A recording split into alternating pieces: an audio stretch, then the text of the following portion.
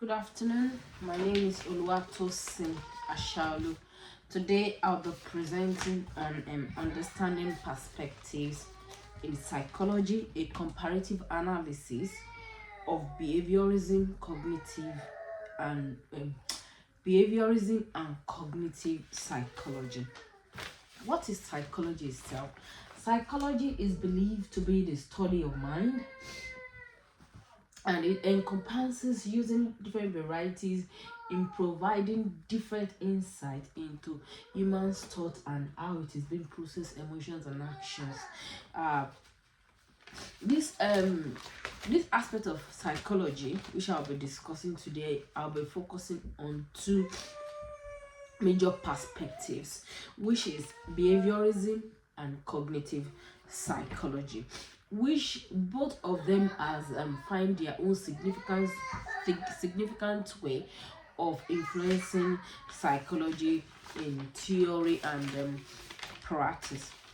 What is behaviorism? Behaviorism is a dominant psychological perspective in the which emerged in early mid 20th century.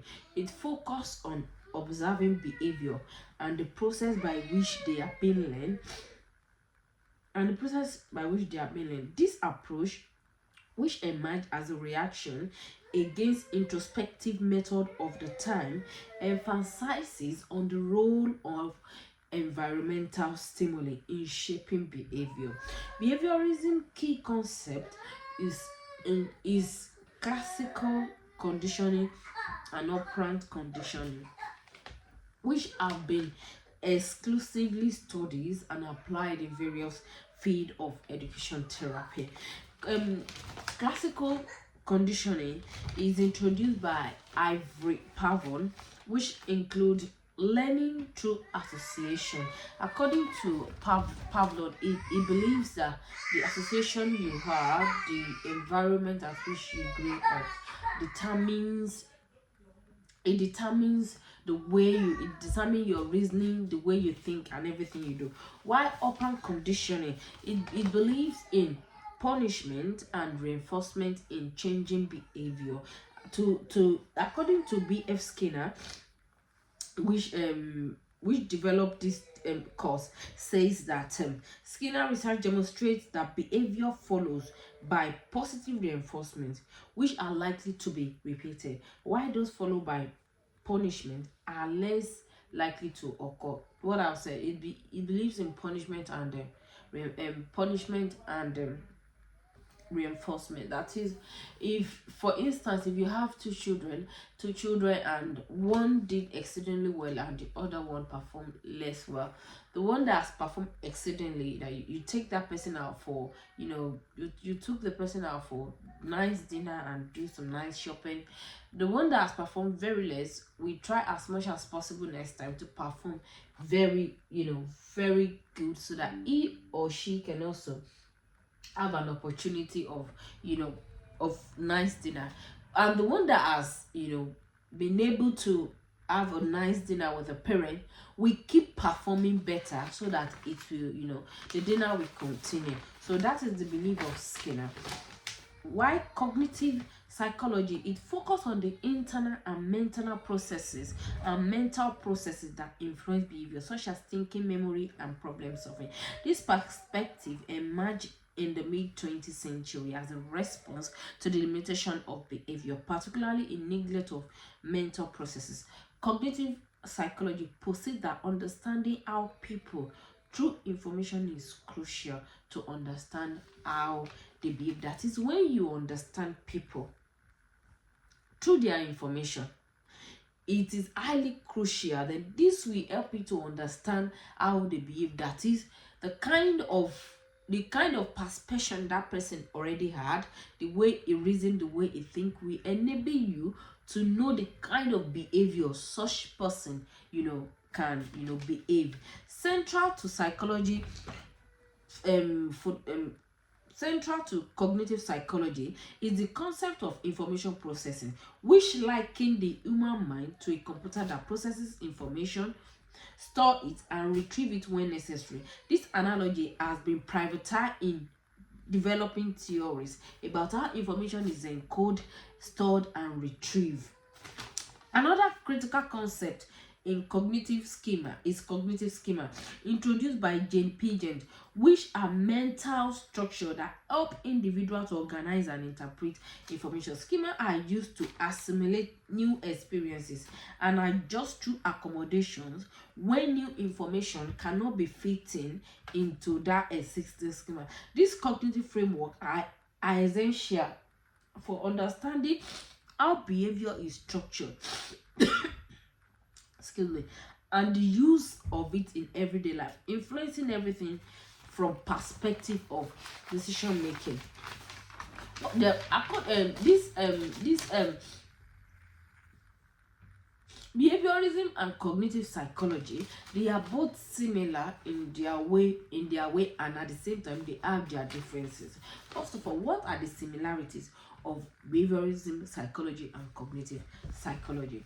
One of the peculiar similarity is that they both explain their experiment using human behavior through scientific inquiries, and now specifically contributed to the field of to the field development. They use human behavior in their in for their development. That's what I mean to say. Another key similarity is that both perspective aim at human behavior. Just as I've said, they both focus on human behavior.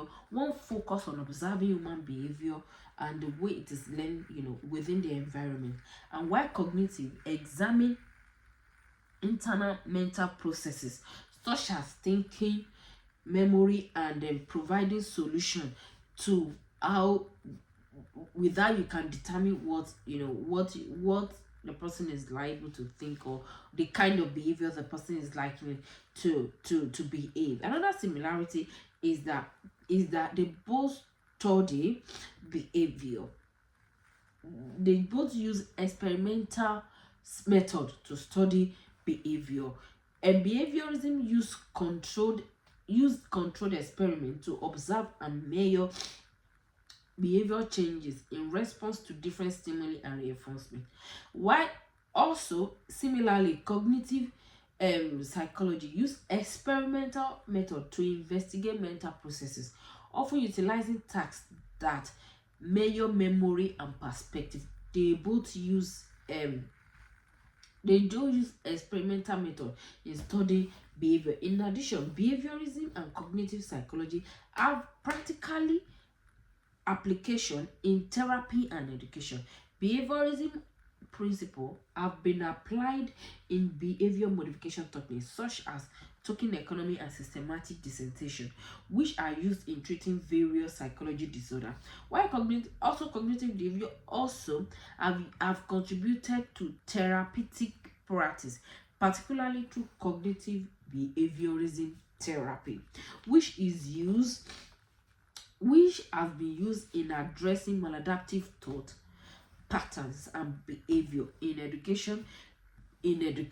So they are both similar in their own way, and they have their differences. One of the differences between behaviorism and cognitive psychology is that behaviorism emphasize on observing behavior and the environment, while cognitive focus on internal mental process such as thinking, memory, and problem solving. Another thing is that behaviorism it relies on principle of external reinforcement in modifying behavior, while cognitive, on the other hand, study internal information processes. Behaviorism focus on external, while cognitive focus on internal. Another difference is that behaviorism is applied through behavior modification techniques which use reinforcement and punishment to change behavior, but cognitive application involve cognitive restructuring, a process used in cognitive behaviorism therapy that helps to identify and change maladaptive thought patterns. So they both have their differences. However, they are both applicable in their own way.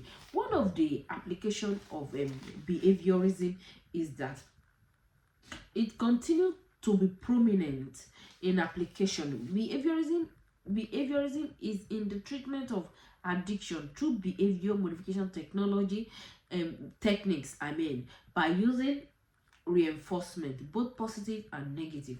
When you reward someone for doing good, the other person that did bad will want to change in order to do good, so that he or she too will be rewarded. And in education settings, behaviorism informed practice aim at improving student behavior and learning outcome.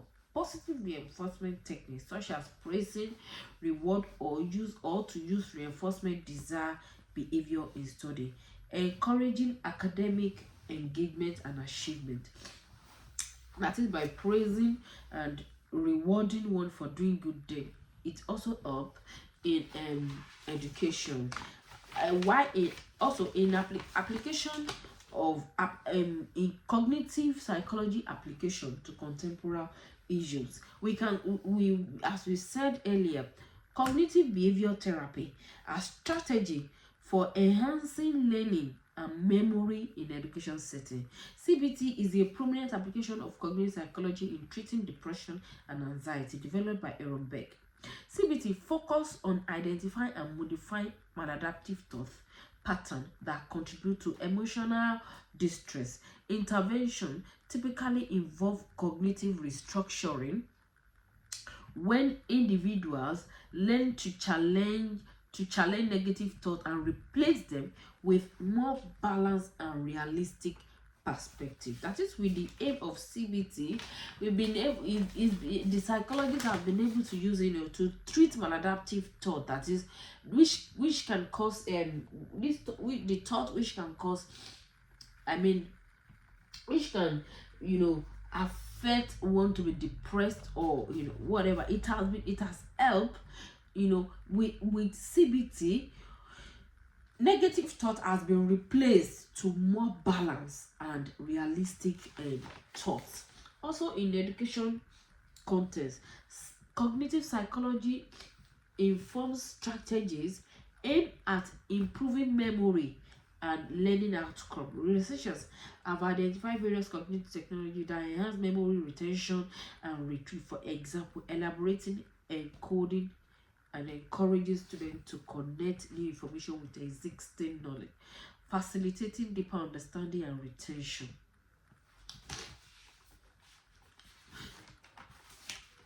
To cut based on what have been said in psychology, behaviorism and cognitive psychology has been used in various ways by the psychologists in their own perspective. Just as I said, that they have their own way of influencing and affecting psychological influencing and affecting psychology.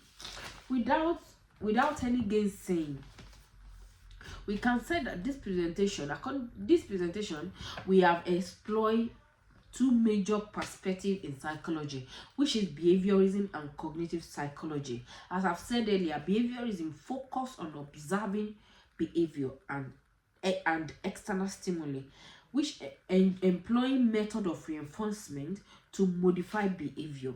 In contrast, psychology also explain it examine internal processes such as thinking, with applications like cognitive behavior therapy for treating psychology disorder.